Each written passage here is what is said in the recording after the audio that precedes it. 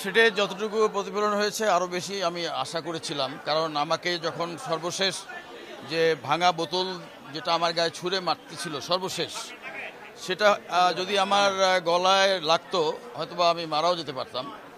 আর আমার নাক মুখে লাগলে আজকে আমার ক্ষতবিক্ষত চেহারা থাকতো। মানে খুব বড় একটা বোতল ভাঙা ছিল, সেটাই সে সর্বশেষ মারতে গিয়েছিল, যেটা আমি বাধা দিয়েছি। তার আগে তো সে অ্যাস্ট্রে, গ্লাস এগুলো মেরেছে আমার মাথায় এবং বুকে লাগছে। ওই রাতেই আমি হসপিটালাইজড ছিলাম এবং ওই রিপোর্টগুলো পিবিআই কর্তৃপক্ষ তদন্ত করেছে এবং তার সত্যতা পেয়েছে।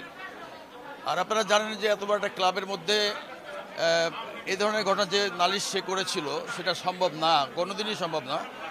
ইতিপূর্বে এটা প্রমাণ হয়েছে, ওই কোর্টও সেটা বলেছে। আর একটা কথা বলতেই হয় যে আসলে আমি বলির পাঠা হয়ে গেছি। আমাদের ক্লাবের যিনি সভাপতি, উনি সরকারের একজন বড় পদস্থ পদে ছিলেন।